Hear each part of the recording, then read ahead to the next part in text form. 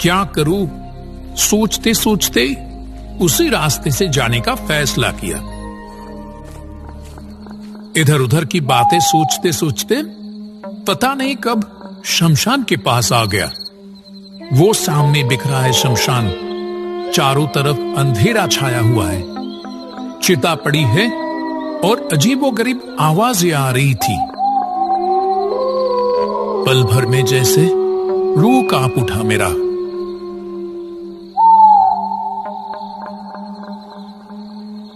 आशु, मुझे बहुत तकलीफ हो रही है, थोड़ा मेरे पास आएगा? हाँ, मेरे पास। ये क्या? ये तो मोहन की आवाज है। मोहन यहाँ क्या कर रहा है? आशु, बहुत तकलीफ हो रही है रे। मोहन, मोहन, कहां है तू? तेरे पीछे। पीछे मुड़ते ही देखा, ठीक वहीं बरगद के पेड़ के नीचे सिर झुकाकर बैठा है कोई। मोहन, मोहन, क्या हुआ तुझे? यहां क्यों बैठा है? कोई जवाब नहीं आता। मोहन, क्या यहां ऐसे क्यों बैठा है?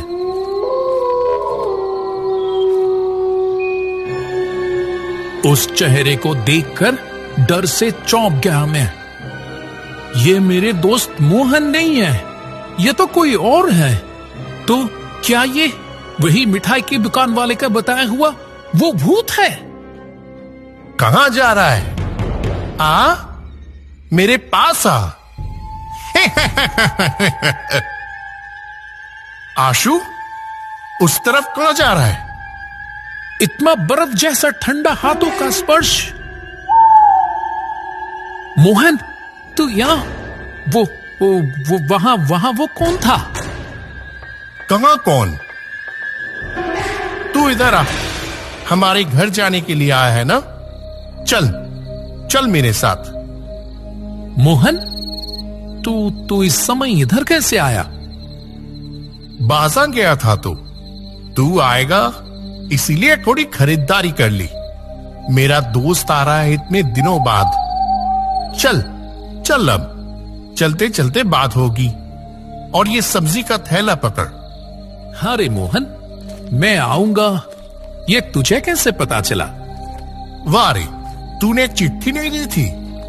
मैं तो तेरी चिट्ठी का जवाब दे ना सका, पर मैं समझ गया था तू आएगा मुझसे मिलने। ओह, तो मैं आज ही आऊंगा, ये कैसे जान लिया? वो सब पता चल जाता है। और कोई बात ना बढ़ाकर दोनों चलने लगे। लेकिन मोहन बहुत देर से देख रहा हूं कि मेरे साथ साथ ना चलकर मेरे पीछे पीछे आ रहा है। क्या रे मोहन, पीछे पीछे क्यों चल रहा है? पास आना, साथ चलते हैं। अरे ठीक है, चल ना, मैं आ रहा हूं। तो चलते चलते मोहन के घर आ गए।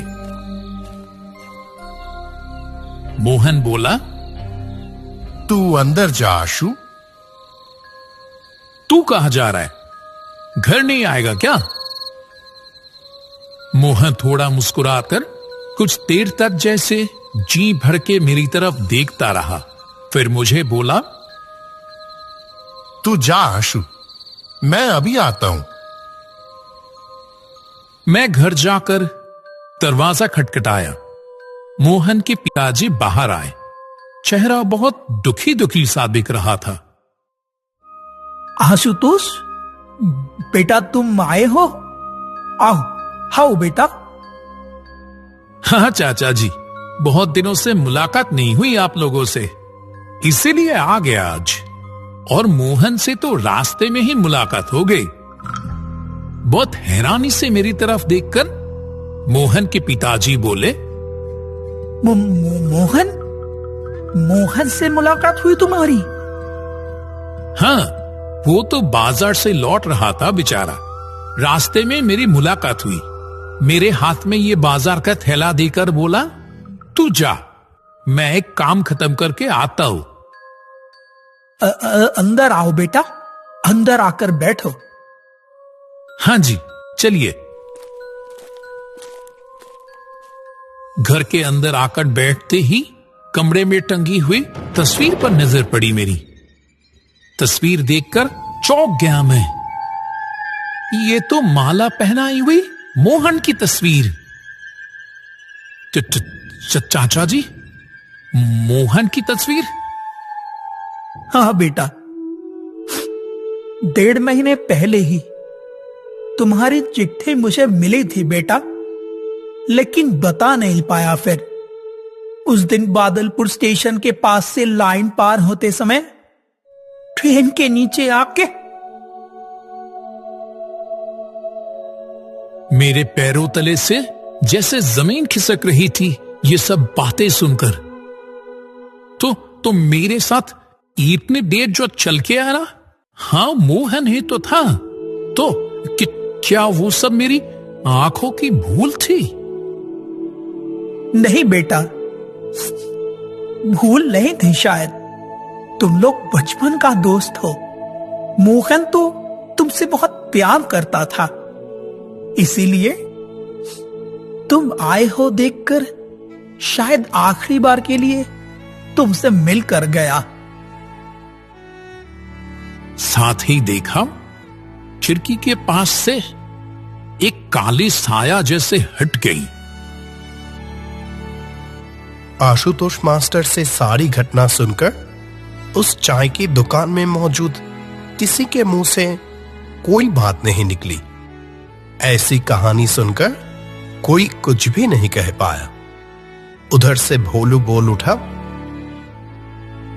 ये लो साहब, आप सबकी चाय तैयार है, लो पी लो।